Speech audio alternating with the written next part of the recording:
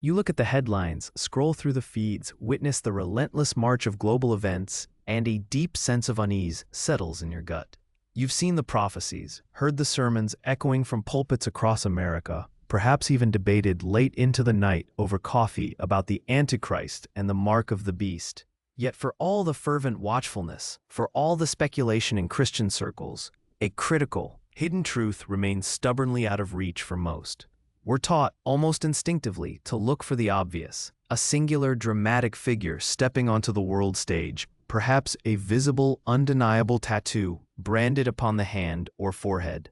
But what if that very expectation, that ingrained mental image, is the grandest deception of all?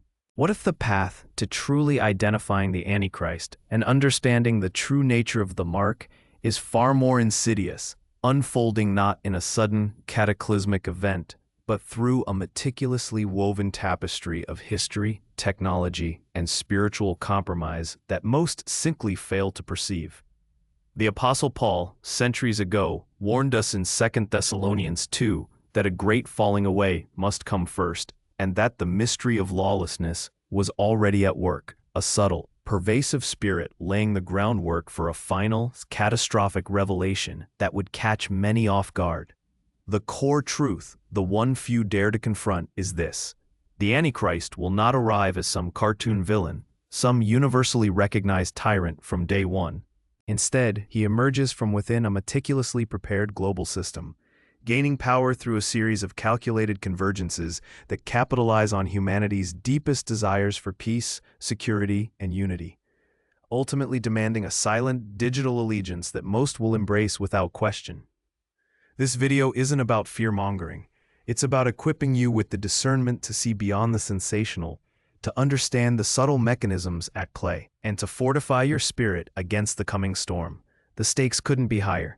To miss this understanding is to risk not just being caught off guard, but to potentially align with a system that demands your very soul. We're going to pull back the curtain on what we call the temporal weave, a revolutionary interpretative framework that connects the prophetic threads of Daniel's visions, Revelation's warnings, and Christ's own words in Matthew 24, not as isolated events, but as a continuous, escalating narrative.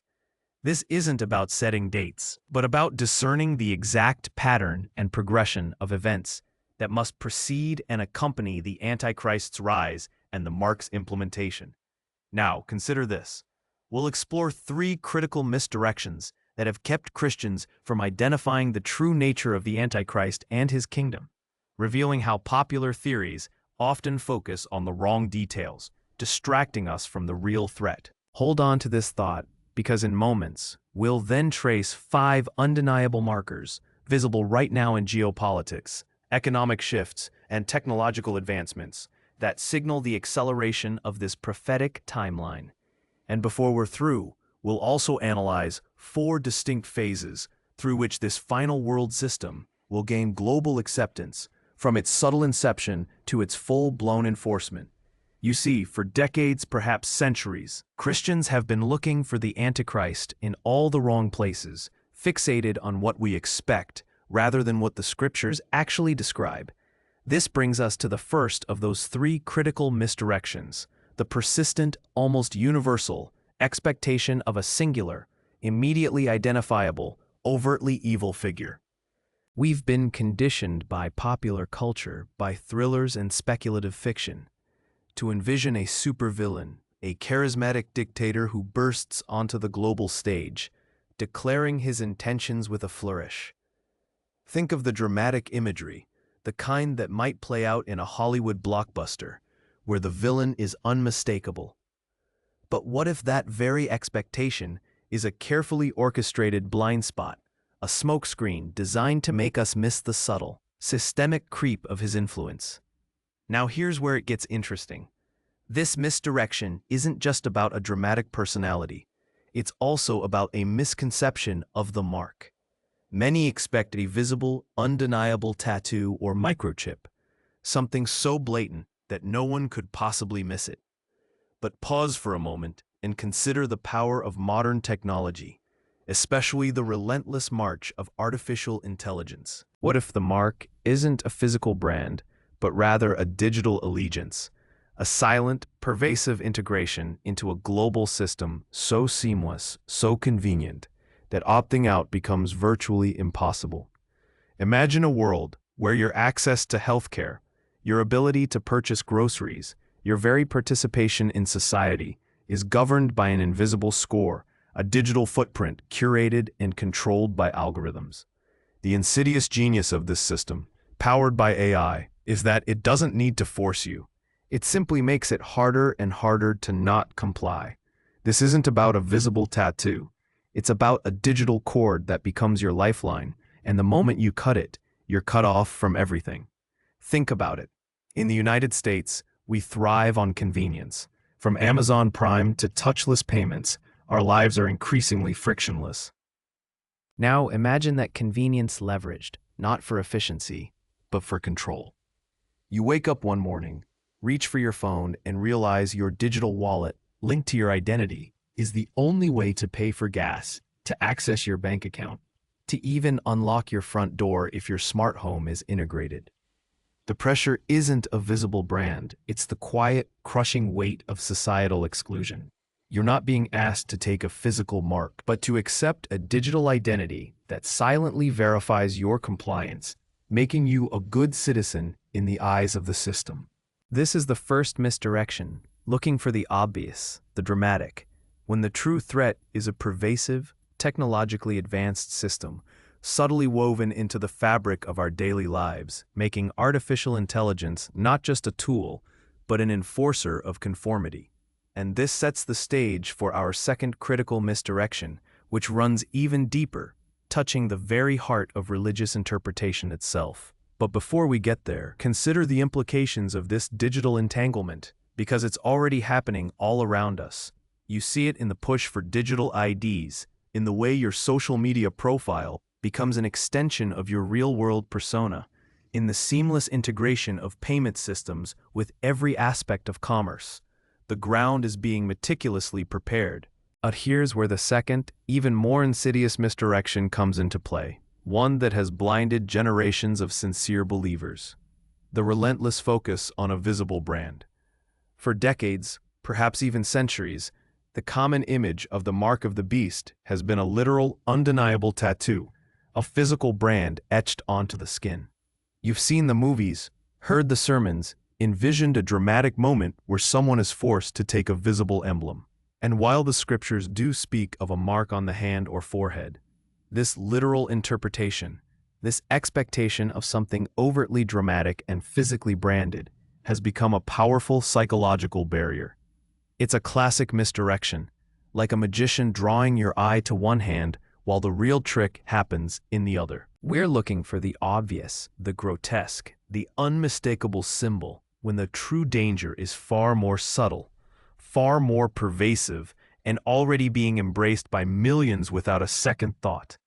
Consider the power of a brand in America today. It's not just a logo, it's an identity, a promise, a lifestyle. We willingly brand ourselves with designer clothes, with tech gadgets, with affiliations that signal who we are and what we value.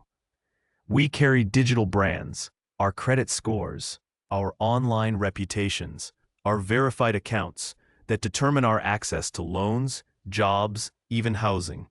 These aren't visible tattoos, but they are incredibly potent marks of our participation and compliance within the system. The Antichrist system won't need to physically brand you when it can digitally identify you, verify you, and control your access to everything you need to survive, all through a system you've already willingly adopted for convenience.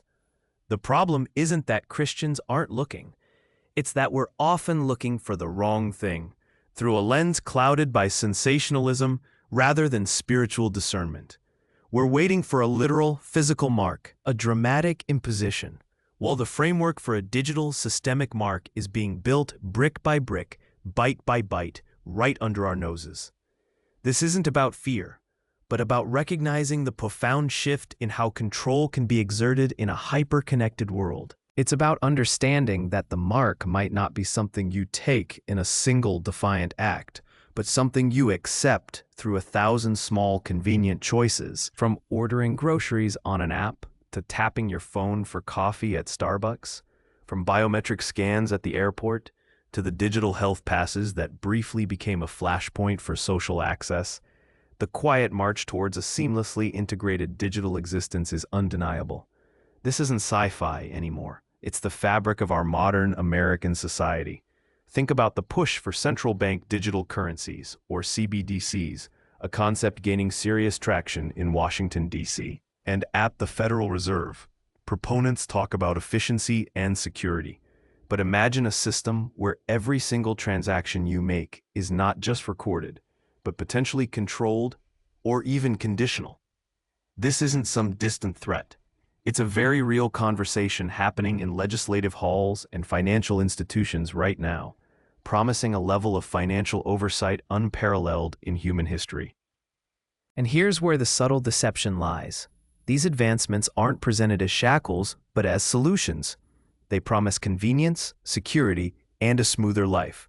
Who wouldn't want to avoid long lines, prevent identity theft, or streamline their financial dealings? Yet each step towards this digital utopia is simultaneously a step towards a system where dissent, or simply non-compliance, could render you an economic and social outcast. You might not feel the chain, but you'll certainly feel the pressure if you can't buy gas, pay your bills, or even access public services without a digital identity linked to an approved financial status. This isn't about a visible tattoo. It's about an invisible, pervasive grid that determines your ability to participate in society, making the eventual mark not an imposed brand, but a logical, almost inevitable next step for survival. Before we dive deeper into these chilling convergences, we need to understand the three critical misdirections that have kept so many Christians from seeing this unfolding reality clearly. The first, and perhaps most pervasive misdirection, is the deeply ingrained expectation that the Antichrist will arrive as some universally recognized supervillain, a monstrous figure whose evil is undeniable from day one. We've been conditioned by movies and sensationalized interpretations to look for a demonic dictator, a dark overlord with horns and a pitchfork, someone who immediately declares war on all things righteous. This vision, while dramatic, has effectively blinded many to the true nature of the threat. But what if that very expectation is the grandest deception of all? What if instead he emerges as the ultimate problem solver, a charismatic leader offering brilliant, seemingly benevolent solutions to humanity's most pressing crises? Wars, economic instability, climate change, even the lingering fear of pandemics. Imagine a figure who steps onto the global stage, not with threats, but with promises of unity, prosperity, and an end to division. Think of the appeal this would have in a world fractured by political strife and economic uncertainty. A world where people are desperate for a steady hand, for someone to make America great again, or to build back better on a global scale. We've seen in our own nation's history how easily people gravitate towards strong, confident leaders who articulate a clear vision, especially during times of immense stress or perceived national decline. This isn't about blaming anyone for holding these preconceived notions.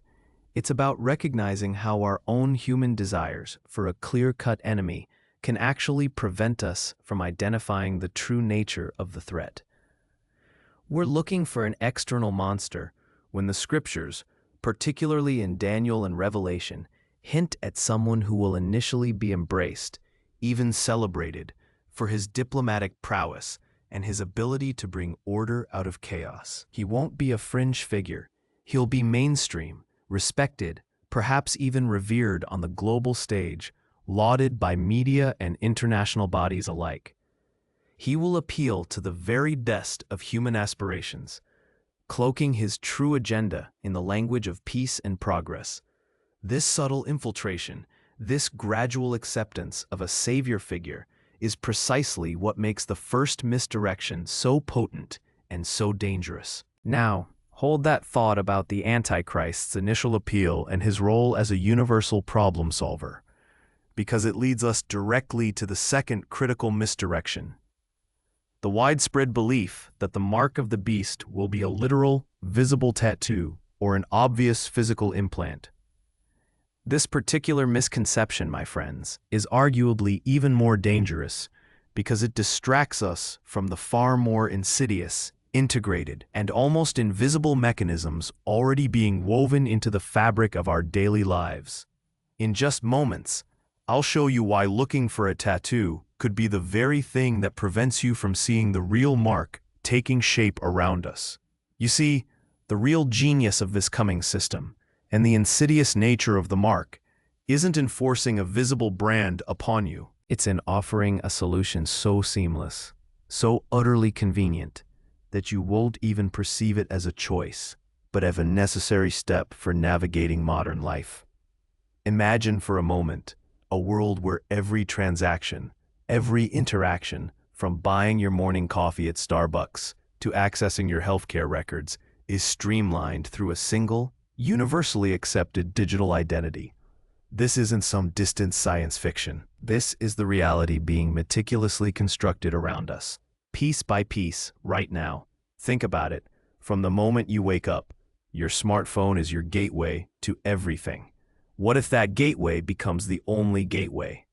What if the push for digital currencies, for biometric identification systems that scan your face or fingerprints to confirm who you are, isn't about mere efficiency, but about establishing an infrastructure of silent, pervasive control?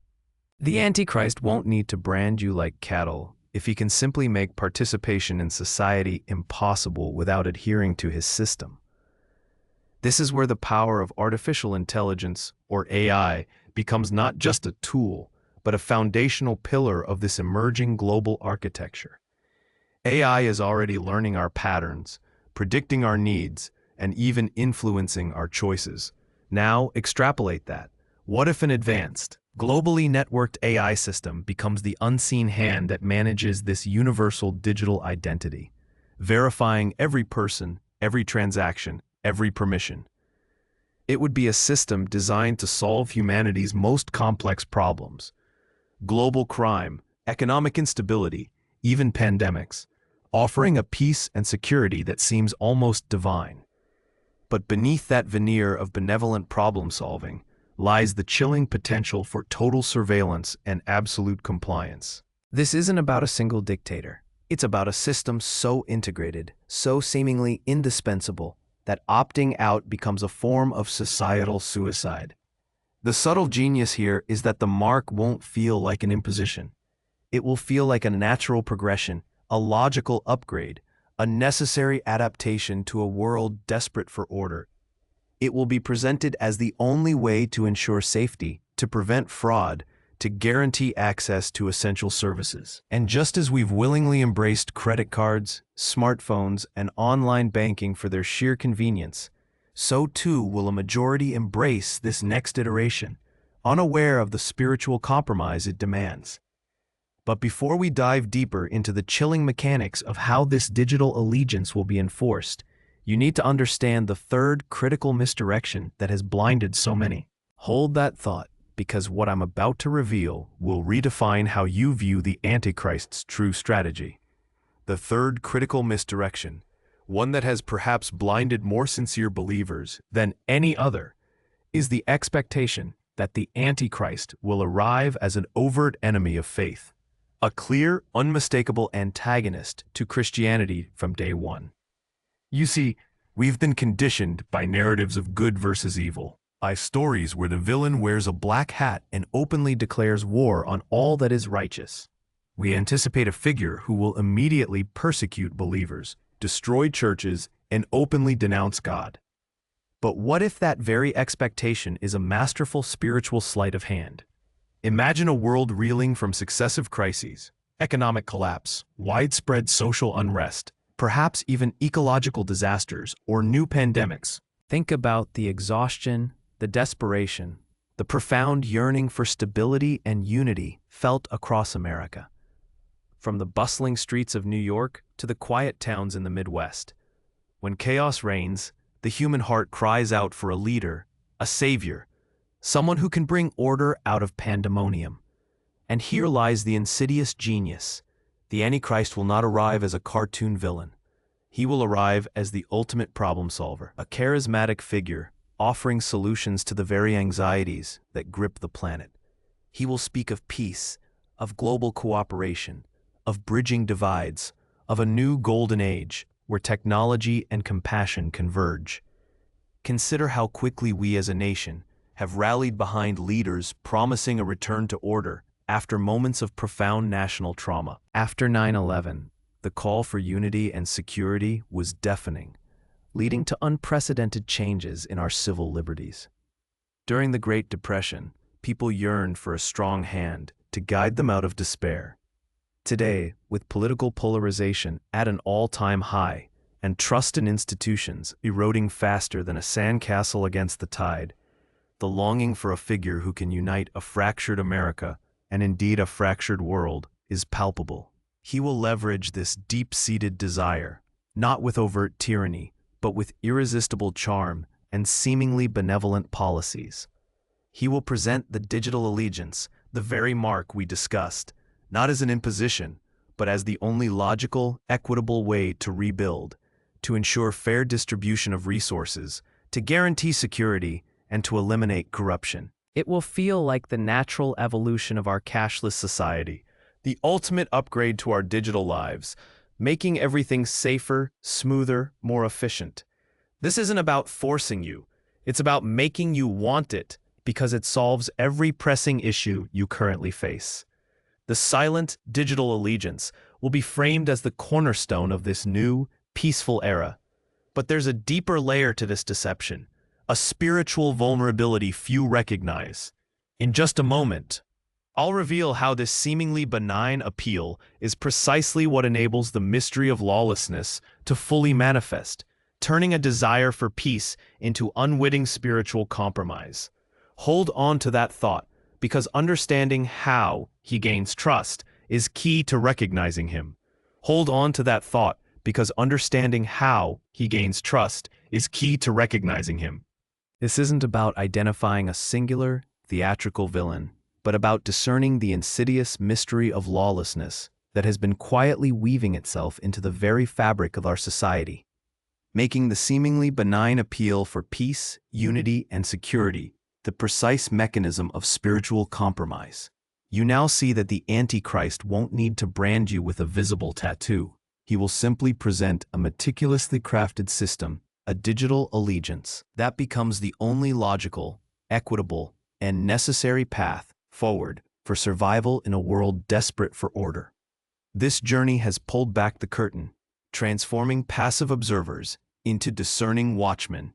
You now possess the clarity to see beyond the sensational, to understand the subtle convergence of history, technology, and human desire that paves the way. The stakes, as we've explored, are immense, but so is the power of truth and discernment that fortifies your spirit.